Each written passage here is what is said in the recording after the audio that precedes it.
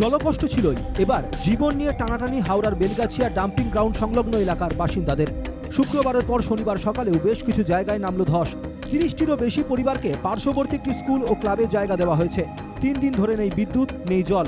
থাকবেন কোথায়, খাবেন কি, মাথায় হাত এলাকার বাসিন্দাদের।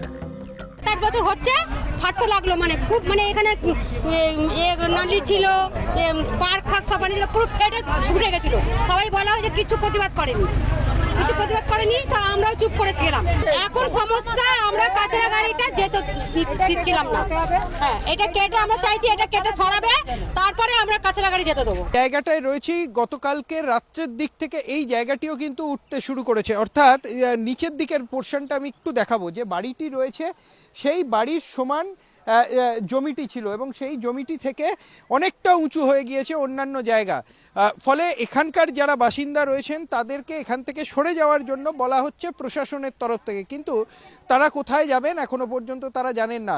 একের পর এক বাড়ি বেঁকে গিয়েছে, একের পর এক বাড়ি ভেঙে পড়েছে।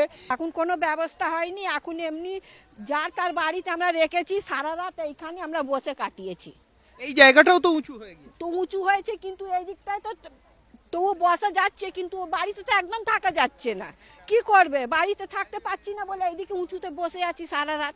বৃষ্টি পড়ছে, একটা তিরপল দিয়েছিলাম ওপর থেকে, ছোট তিরপল ছিল, তার মধ্যেই কিছু করে বসেছিলাম, আবার বৃষ্টি সরে যাচ্ছে আর সরিয়ে দিয়েছি। শনিবার বেলগাছিয়া ডাম্পিং গ্রাউন্ড এলাকায় যায় পশ্চিমবঙ্গ বিজ্ঞান মঞ্চের প্রতিনিধি দল। এলাকা পরিদর্শনের পর তাদের অভিযোগ, অপরিকল্পিতভাবে ডাম্পিং গ্রাউন্ডে আবর্জনা জমা করায় তৈরি হয়েছে বিষাক্ত গ্যাস। এর ফলে জল শুকিয়ে যাওয়ায় এই ধরনের ধস নেমেছে। এই যে ভয়ঙ্কর পরিস্থিতি, এই পরিস্থিতির জন্য কিন্তু আমাদের প্রশাসন এবং সাধারণ আমরা যারা মনুষ্যকৃতভাবে এই ধরনের পরিবেশ ধ্বংসের কথা চিন্তা করি, এক কথায় হচ্ছে প্রশাসনের ব্যর্থতা অনেকাংশের জন্য দায়ী। হ্যাঁ, বিস্ফোরণ ঘটে যেত ভীষণভাবে, অনেক বাড়ি টাড়ি ফেটে গেছে। দেখুন না, এখানে ভয়ঙ্কর অবস্থা। মিথেন গ্যাস ওই ড্রেনেজের মধ্যে ঢুকে গেছে। আগে ড্রেনটা খোলা থাকতো, ফলে ওপর দিয়ে ওই গ্যাসটা বেরিয়ে যেত। এখন রাস্তা করা হয়েছে কেন, বিকল্প রাস্তা নেই, অন্য জায়গাগুলো স্যাচুরেটেড হয়ে গেছে। শনিবার পরিস্থিতি খতিয়ে দেখতে বেলগাছিয়া এলাকায় যান সমবায় মন্ত্রী অরূপ রায়। তিনি জানান, ইতিমধ্যেই মুখ্যমন্ত্রী পরিস্থিতির খবর নিয়েছেন। বেশ কিছু এলাকায় পানীয় জলের পরিষেবা স্বাভাবিক হয়েছে।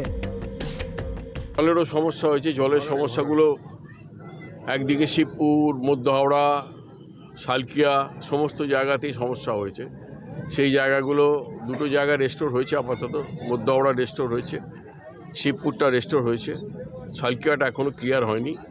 এখনও যুদ্ধকালীন পরিস্থিতিতে কেএমডিএ কাজ করছে। রাস্তা হঠাৎ করে উঠতে শুরু করেছে এবং প্রায় 2 থেকে 4 ফুট মতো রাস্তা ওপরে উঠে গিয়েছে।